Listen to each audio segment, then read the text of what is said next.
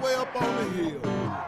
Throughout the state, it don't matter. Fordyce, the Queen, Hot Springs, well, El Dorado, Arkadelphia, we're a proud damn state. We Arkansas, baby. I'm telling you. Little Rock, Fordyce, Mountain Home. Yeah, I said it, Mountain Home. They're a proud damn state too. They part of Arkansas. Fayetteville, that's on the hill. That's what they call them. I'm telling you, baby. We a proud damn state. Tell them about it. Call them. In North Little Rock, all the way over in Bryan. We go to Cabot. Let's get to Low Note. But we can't leave out all them little towns like Wynn, West Helena, West Memphis. They part of us too. Cause you know what?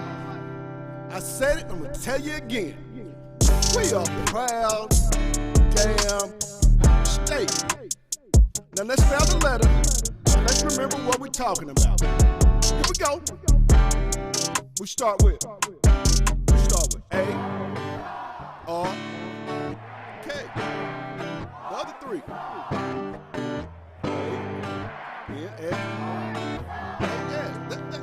That's spell Arkansas, I'm pretty sure. That's a proud damn state. Y'all call them up. Let them know where you from. When you leave and go anywhere, you tell them you from Arkansas. First practice, and we are proud. What has that been like? Feels a great experience today. To me, overall experience was a great day today. Offense did pretty well. We can correct some few mistakes that we had, but overall, I feel like a good collective effort as a team. We did great.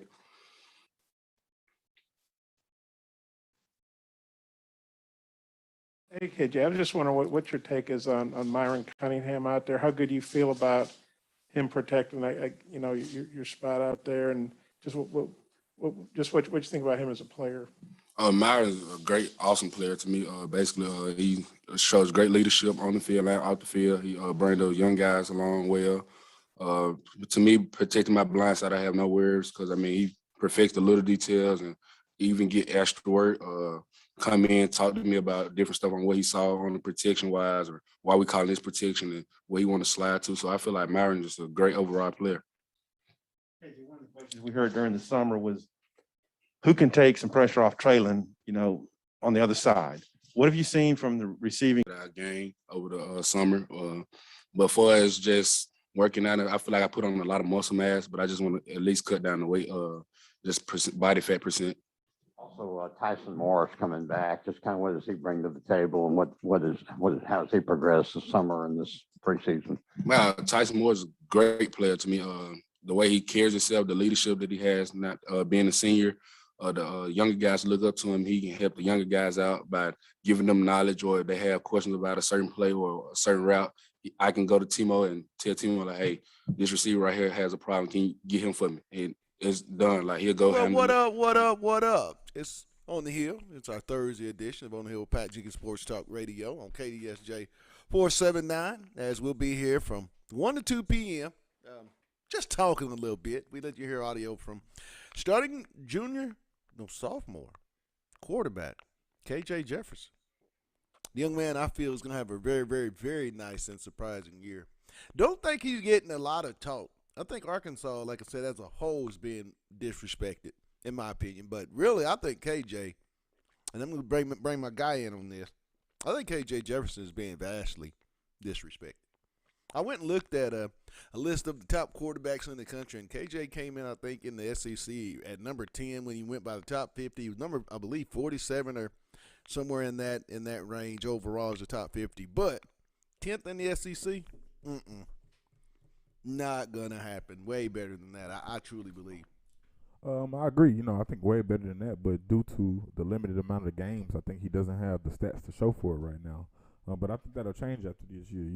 You've been telling me you think KJ is going to be that breakout player for Arkansas this year that really kind of transcends us to that next level. And I think once he can do that and show guys that I'm sorry, I'm about to say Missouri, but I know it's not Missouri. Mississippi. I believe KJ came out of Mississippi. Correct? Yes. Sardis, Mississippi. Right. He went to Panola. It's right next around Batesville, Mississippi. And, coming out of high school, that's what KJ was known for, his feet. And this year I think he's going to show guys that he can stand in the pocket and throw. He talked about Myron and how he trusts his O-line, and I think once you can do that, he's going to stand in the pocket. He's a big guy, almost kind of like a Ben Roethlisberger if I had to give you another type of comparison. Guy that can really shrug you off and throw the ball downfield, and he's not scared to keep his eyes downfield. I think that's really one of the special attributes, has that big 240 to 260 frame that he's going to stay in. He's going to be a guy that's very confident in the pocket. See, I really am excited about his run and his legs. I think that'll be the difference with this football team, is in the fact that defense is going to have to respect KJ, with extending plays with his feet. I think if he has, there was a lot of times last year that we would watch Felipe Franks, and there would be a lot of good running lanes. But, I understand when you're coming off a knee injury, there's still some apprehension about, really extending and possibly, having that reoccur. But with KJ, I mean, those windows that were open last year, those opportunities he's going to take. When you get those guys back on their heels now, a lot, I think, Coach Kendall Browse and that offensive staff will be able to take advantage of and kind of explore with KJ. I think KJ, to me, fits this offense, this Kendall Browse offense, better than, say, Felipe Franks. I think Felipe had the experience playing in the SEC, but as far as fitting this offense and making the pieces and the engine really rev up the way that they want to go as far as playing with pace, I think KJ is a guy. He showed that in Missouri, I thought. Yeah, absolutely. I think he showed it even in his freshman year when he was getting limited time, and guys were coming in giving him run packages for him to kind of observe the field, but knew he was going to be the guy running it. Right. But I think this year, it's all about confidence. He sat behind a guy that had success here at Arkansas. I think he's had the time to build, a year with Kendall Browse and understands what he's looking for in the offense, what his expectations are. Right. And I think getting the cosign from Sam Pittman saying we're going into spring 100%, fall 100% as you're the guy. And I think that's really what's going to take him to the next level. I think, once he gets that actual game time and gets his feet wet, I think he's going to be that guy, And I like Malik Hornsby. This is the first time in a while I've been comfortable with the 1 and 2. I've been at practice watching Malik Hornsby. He has a great ball, very accurate. That thing comes out quick. It's very sharp. Almost look like he's a baseball player. Right. But he's a guy that I know in the future, he's going to be able to get it done. He needs a little growing as far as weight. You're going to see kind of 1-2 punch. Yes, KJ is the predominantly starter. He's going to, give you the bulk of the throws and the carries in the game, but I won't be surprised if they have certain packages for Malik Hornsby as well. I totally agree with you. I mean, you have to use his speed. I mean, this guy is a former Texas high school 100-meter champion and was on a very successful 4x100 and 4x200-meter relay team at his high school there in Fort being at Marshall High School. But, the thing that I also like, and you mentioned it, the offensive line with so much experience, and I think this is a bigger offensive line. That, too, to me, gives me more hope that this team can be an even more efficient offense by being able to run the football. I mean, yes, they've had multiple 1,000-yard backs, Rakeem Boyd being the most recent 2 years ago. But I think as far as lining up and people knowing you're going to run the ball and being able to put your head down in that ground and just road grade and push people back, I think this is the best offensive line with that possibility that they've had since Sam Pittman. And I think that we can go all the way back to 2015.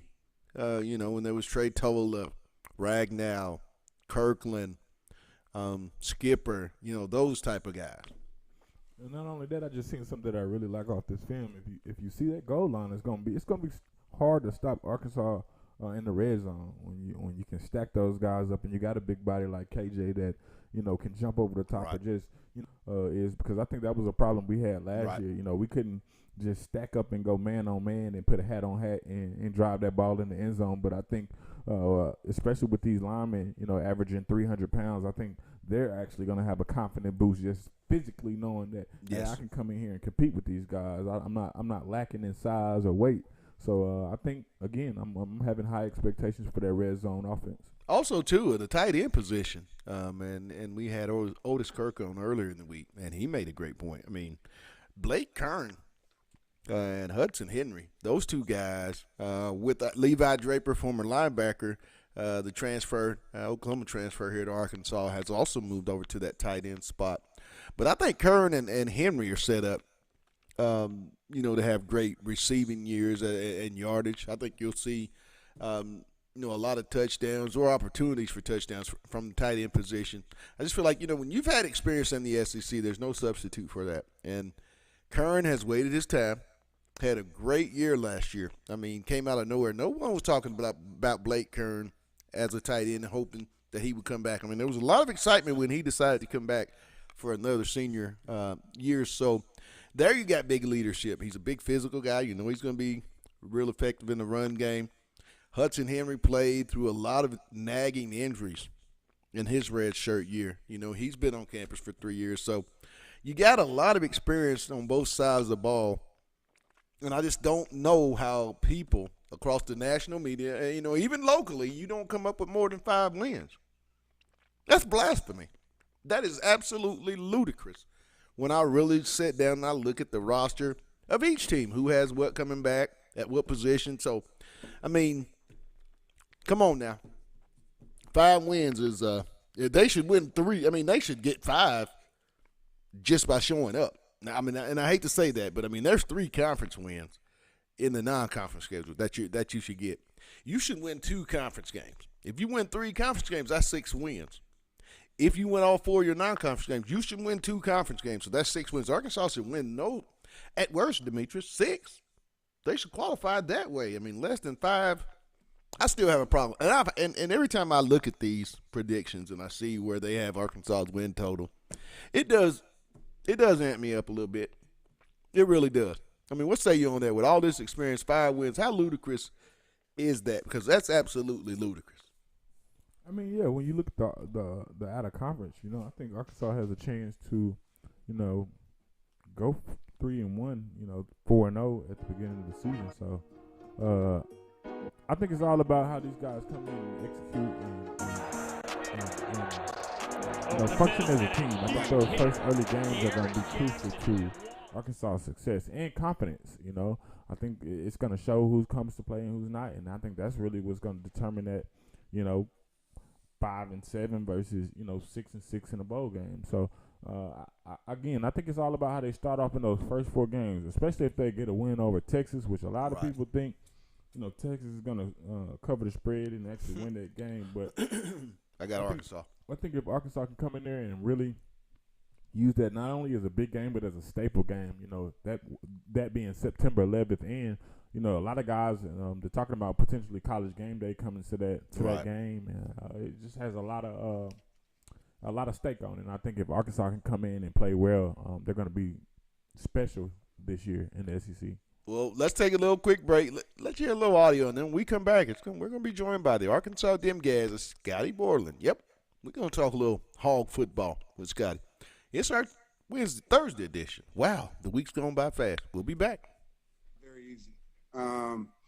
Especially, like this summer, I know if I say, hey, Grant, get the guys together, do this, and this, it's going to get done. It's going to get done right.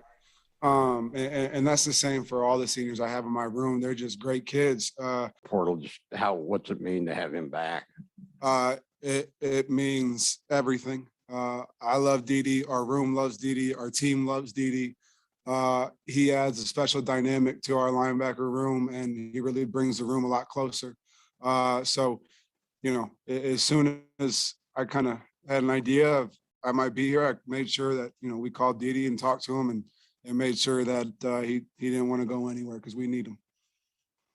Coach, you mentioned Bumper, Grant, Hayden, Dede as 4 of the maybe top 5 guys in your room. Those are all seniors.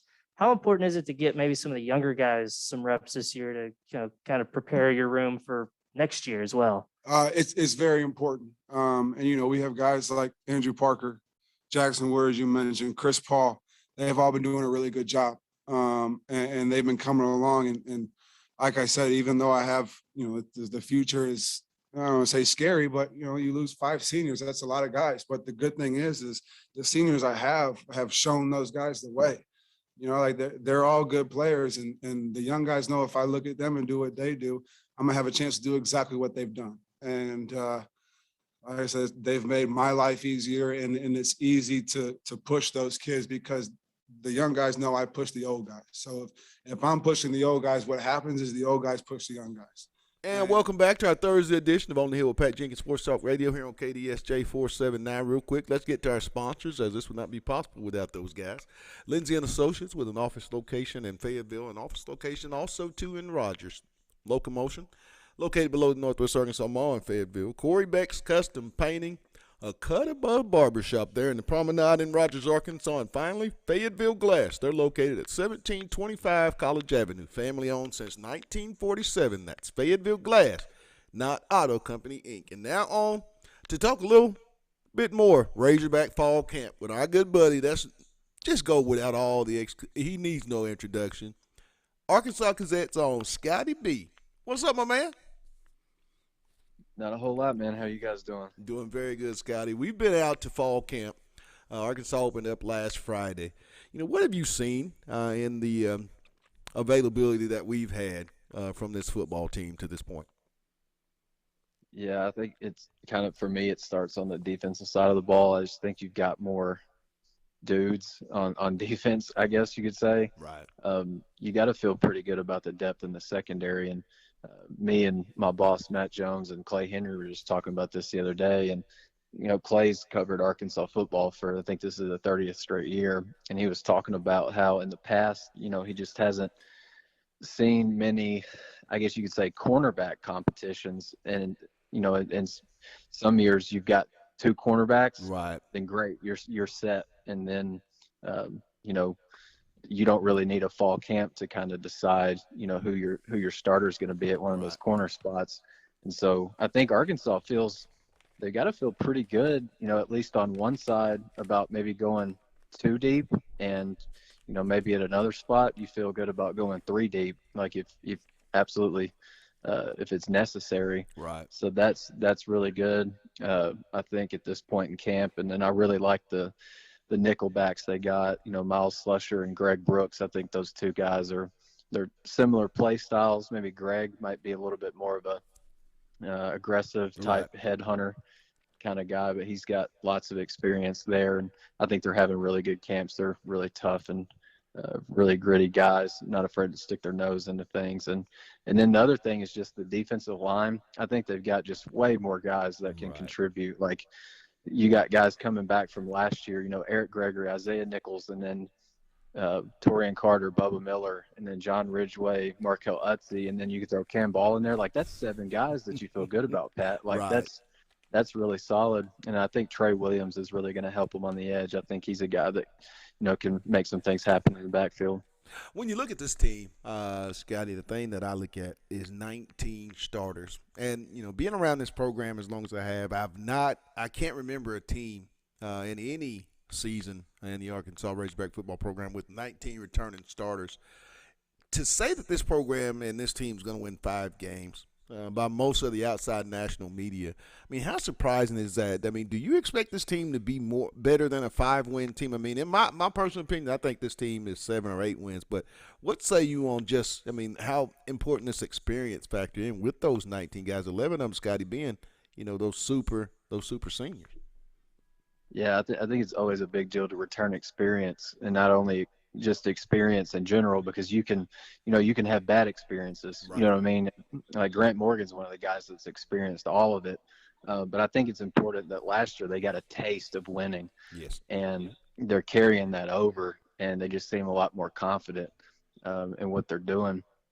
I think the talent level overall could obviously, it could be better. Good point. But I think you're deeper. Like, you've got some talent, and I think you're a little bit deeper. I expect this team to probably win 5 or 6 games. I think they can contend for bowl eligibility. I think that'd be a good step in year 2 to take. But I mean, you're returning probably as much experience as anybody in the league. I think those guys are I think those guys are going to show, a lot of growth this year. They take another step forward. We hear in both, when we speak with the defensive side and with the offensive side, multiple players, and the quarterback comes up, to a man, they speak really highly of the belief that they have as a football team in KJ for this upcoming year. I mean, in watching him, Scotty, he does look like a guy, in my opinion, that's ready to take that step. I mean, where are you at with KJ and, how you think he's going to fare heading into the 21 season and here in a few weeks? Yeah, I think I don't question the people who have questions just because, right. We haven't seen just a ton of KJ. You know what I mean? Like he started just 2 games, I think, in his career. Right. He has had some other games where he's shown flashes, but he's also had his growing pains too. Nice I think he's taking control. I was a little bit concerned initially just when he came in after the first day and said that he was, 247 pounds and his goal weight was around 230, 235. Right. So that kind of tells me that he's not in that 90% of players that Sam Pittman said were within 5 pounds of their goal weight or where they wanted to be. But that's not like a huge concern to me because Pat, we've been out at the practice fields, man. It's hot out there. He's going to drop some weight. I'm not too concerned about that. It's just, can he is he agile enough and nimble enough to just be able to run this offense, as efficiently and as effectively as Kendall Browse wants. And, I think he'll be able to. And I'm excited to watch him actually run. Right. I'm kind of tired of just him. I just want to be able to watch him, make a read in the pocket, pull the ball down and run and see what he can do with it that way. Because he did that against Missouri with some good success. The last thing is Traylon Burks has all the confidence in the world in him. I think that's good enough for me too, Traylon saying that. Talking with Scotty Borland of the Arkansas Dim Gas here on the Hill. On KDSJ 479 for those that have just joined us.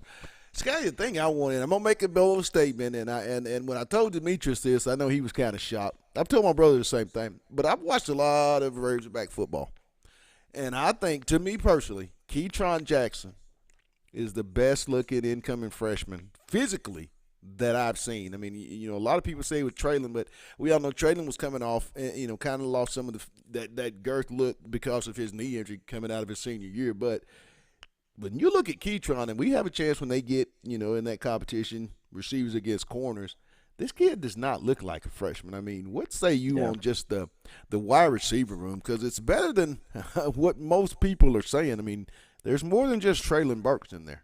Right. So I got